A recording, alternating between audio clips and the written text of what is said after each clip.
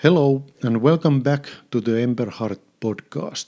This is episode 3 of season 2. Wherever you are listening from today, I hope the sun is shining just a little brighter, because here it is one of those golden days. A warm breeze, blue skies, everything feels slower and softer. The kind of weather that almost asks you to breathe a little deeper, smile a little wider, and maybe be a little kinder. And that is where I want to begin today, with kindness. Not just the big, sweeping kind we read about, but the quiet kind. The kind you offer freely to a stranger, to a friend, or even yourself. Because kindness has a way of softening the edges, and when we lead with it, something else begins to happen too. We become more likable, not in a people-pleasing way, but in a grounded, genuine way. The kind of presence that draws others in without trying too hard. So today we will explore how kindness and likability are connected, why likability matters more than we often admit, and how we can invite more of it into our everyday lives, even when the skies aren't quite so sunny. I will read this week's letter, so let us get into it. Lighter to lift. How to be someone people want to be around. Dear Amelia Emberhart, how is your summer holiday? During these long summer days, I have been thinking about something simple but powerful, likability. You know, many people out there are not very likable. They ask for a lot, your time, your attention, your help, but in return, they do not always treat you that well. Sometimes they are demanding or only talk about themselves, or simply do not make you feel good after spending time with them. But I want to propose something different, something better. You do not have to be like that. You can take another path in life, the path of becoming someone who others genuinely enjoy being around, someone who brings lightness and warmth into the room, someone who is likable. Not because you try to impress, but because of how you think about others. Let me share two examples from my own life to help explain. The summer place invitation. One of our relatives often invites us to visit his summer cottage. When he calls or sends a message, he always talks about how great it would be if we came. Fun, sunshine, food, maybe even some croquet or swimming. So sometimes we do go, and it is okay. But after the first night or so, the atmosphere shifts. Instead of relaxation, there are constant requests, chores, tasks, expectations. And those requests are not gently made. They often come through blame or comparison. At least your brother always cooks everything here. Or, why did you not arrive earlier like they did? Or, we cannot buy that much food every time. Even though we want to help, the way he talks makes it uncomfortable. After each visit, it takes a long time before we go again. Why? Because even if he means well, he is not very likable in those moments. The boastful friend. I had lunch recently with an old friend. He is in many ways admirable. I like him. He has built a successful career, a lovely family, and seems to have all the pieces of life in place. But he arrived late, more than 30 minutes, and when he finally sat down, most of the lunch was about him, his success, his income, and what he could afford without a blink, what he had achieved, and also what his friends own or have achieved. There was little space for conversation or shared things. I listened, but I also wondered, why is he trying so hard to prove something?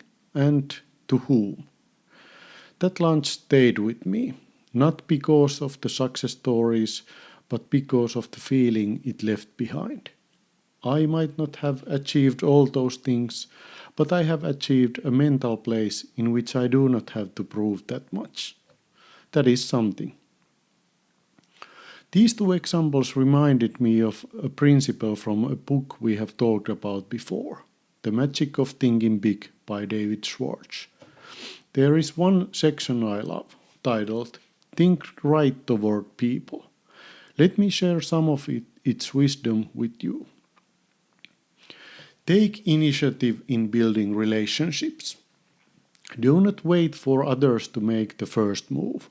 If you see someone alone or someone new, be the one who says hello. Introduce yourself with warmth. Learn and remember people's names. This may seem small, but it makes people feel seen and respected. When you remember someone's name, you are telling them, you matter. For example, when you meet a new classmate, you could say, Hi, I'm Amelia. I do not think we have met before. Or you can wave at someone from your school who you usually do not speak with. That simple courage builds invisible bridges between hearts. Accept human differences and imperfections. People are not meant to be the same. Some talk too much, some too little. Some are shy, some loud. You will not always understand why people act a certain way, but you can choose not to be harsh. People are not problems to solve, they are stories to understand. Avoid the trap of trying to fix people or secretly expecting them to be just like you. If a friend is disorganized, you can offer help, but you don't need to criticize. If someone disagrees with you, you can still respect them. Look for the good. Tune into the good thoughts station. This one is a game changer. Instead of asking what is wrong with them, ask what can I admire about them. Maybe someone is honest, even if a little too blunt. Maybe they are brave enough to try something new. Maybe they make others laugh, or work hard, or care deeply. Everyone has something worth admiring. The more you look for it, the more likable you become. This also means do not let other people's opinions shape your own. If someone says, "Oh, that girl is weird," stop and think for yourself. Choose your own channel. Tune into kindness. Be generous in conversation. When you talk to people, let them speak. Not just waiting for your turn to talk, but really listening. Ask questions like, what was your favorite part of the trip? How did you come up with that idea? What do you enjoy most about that hobby? People feel connected when they feel heard. Avoid the temptations to tear the spotlight back to yourself every time. Share your story, but also make room for theirs. Conversation is a dance, not a solo. Practice courtesy every day, everywhere. Say thank you, hold the door, let someone go first. Smile when you walk past someone. It is easy to think that these are small things, but they create a ripple effect. Kindness is never out of place. It always fits the moment. In school, this could mean helping someone pick up dropped books, or inviting someone sitting alone to join your group. These gestures take seconds, but they stay in people's hearts much longer. Do not blame others when setbacks happen. When something goes wrong, the easiest thing is to say it was their fault. But that thinking keeps you stuck. How you think when you lose determines how long it will be until you win. Blaming others might feel good for a moment, but it takes away your power. Owning your part, reflecting honestly, and moving forward, that is strength. That is likability too.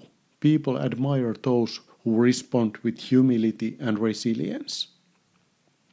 To you, Amelia. You are growing up in a world where many people are trying to stand out, prove themselves, or demand attention. But there is a quiet, steady power in being someone who lifts others, who listens, who is kind and thoughtful, who is likable in the best way. Start now. Practice noticing the good in others.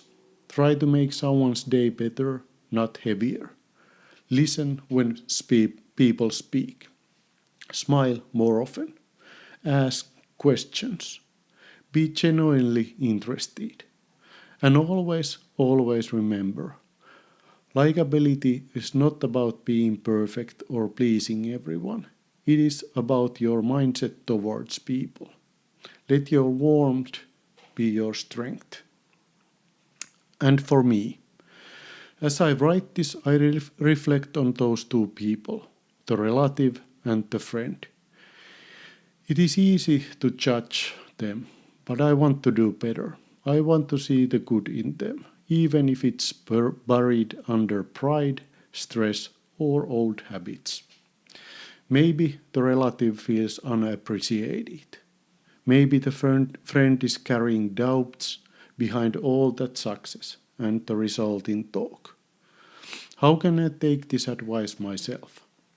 I can listen more, I can ask more questions, I can lower my judgment, I can speak with kindness even when I feel frustrated. I can remember that everyone is carrying something, and I can aim to be lighter to lift for others and for myself.